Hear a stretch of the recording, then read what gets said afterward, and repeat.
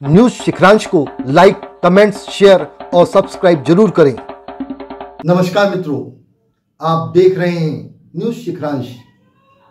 हम में है दम सच्चाई को सामने लाने का, और मैं आपका हिमांशु जैन। उनका उत्साह है और स्वाभाविक है। जिस तरह से मैंने 14 साल तक के काम किया था और 2008 में पार्टी की टिकट मांगा था, तो पार्टी ने टिकट नहीं दी थी, तो मुझे भी नाराज़गी थी।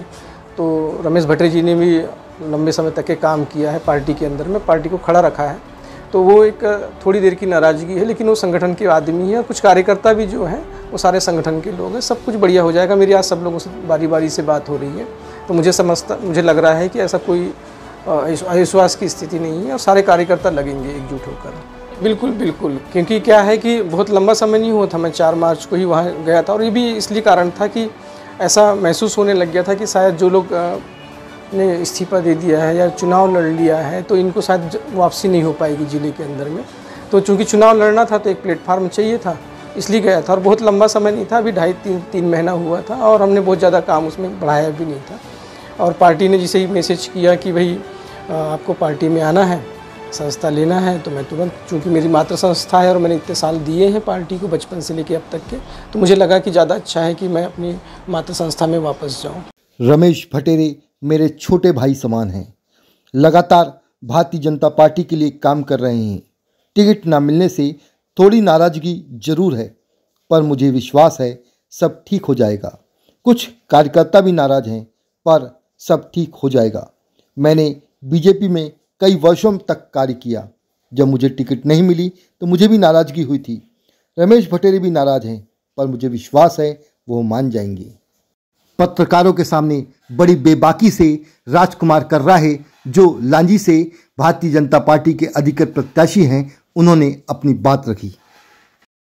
डबल मनी पर राजकुमार कर्रा ने अपनी बात कुछ इस तरह रखी। जनता का काफ़ी पैसा उस मुद्दे उस पर लगा हुआ है और अपनी गाड़ी कमाई का पैसा उन्होंने अपना जमा किया है, क्योंकि उनके साथ में बहुत बड़ा धोखा हुआ है। और ऐसी स्थिति में जब मैं माननीय सीएम हाउस में बैठा हुआ था माननीय शिवराज जी के साथ में, तो उनको मैंने ये वास्तविक स्थिति उनको भी बताया है।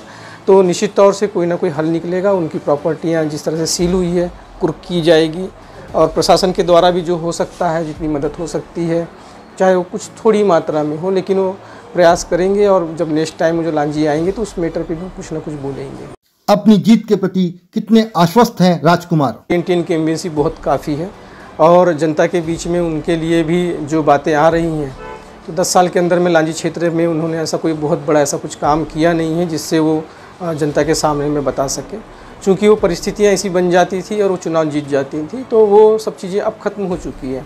और मुझे लगता है कि महिला जो आज का वोटर्स है, वो महिला वोटर्स शिवराज जी के साथ में जुड़ा है। उन्होंने परिवार के रूप में लोगों को जोड़ा है, हर परिवार को जोड़ा है। भांजे भांजी का उन्होंने रिश्ता कायम किया है।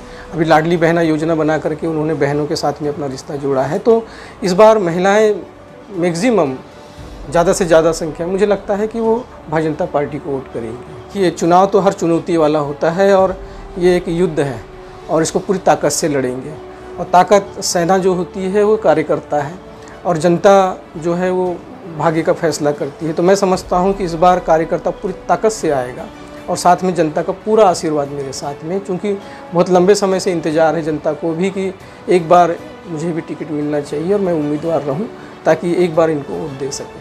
सारे हैं, रोड के मामले हैं, नहरों के मामले हैं और उसके बाद में कुछ ना कुछ ऐसा था कि हमारे यहाँ पे गन्ना बड़ा उत्पादन था, तो इन्हीं 10 सालों के अंदर में गन्ने का उत्पादन किसान ने बंद कर चुका है। दूसरा है कि हमारे यहाँ राइस सबसे ज़्यादा होती है, चावल बहुत ज़्यादा होता है, तो उसके लिए कुछ अच्छा सोर्स उन्हें लाना चाहिए था, प्रदेश से लाना चाहिए था, उद्योग लाना चाहिए था। और हमारे यहाँ पलायन बहुत बड़ा मुद्दा है, क्योंकि 30 से 35 हज़ार जो लोग हैं वो लोग चले जाते हैं। दूसरा पलायन इसलिए हो जाता है क्योंकि हमारे यहाँ जंगल की बाँस की कटाई काफ़ी हुआ करती थी, लकड़ी की कटाई काफ़ी हुआ करती थी।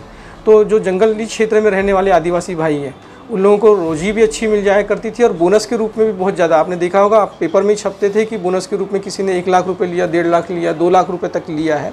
उनकी आर्थिक स्थिति सुदृढ़ हो रही थी, मजबूत हो रही थी। लेकिन लंबे समय से जो है अब वो चीज़ देखने को नहीं मिलती है, बहुत कम कटाई हो पाती है। जंगल हमारे यहाँ के धीरे धीरे करके सरकार, दूसरी सरकार में कह सकते हैं कि स्थानीय जनप्रतिनिधियों ने ध्यान नहीं दिया है।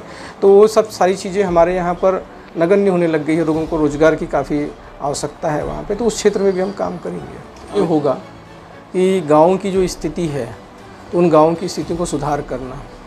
मैं चाहता हूँ कि जिस तरह से बहुत लंबे समय का अनुभव रहा है, तो मेरा ये प्रयास रहेगा कि प्रत्येक गाँव को एक मॉडल के रूप में हम उभारें और उसे पूरी तरह से स्वास्थ्य, शिक्षा, रोजगार और दूसरा ये है कि आवागमन के साधन बिल्कुल पूरी तरह से टोले मांजरे गांव तक के सुनिश्चित करेंगे।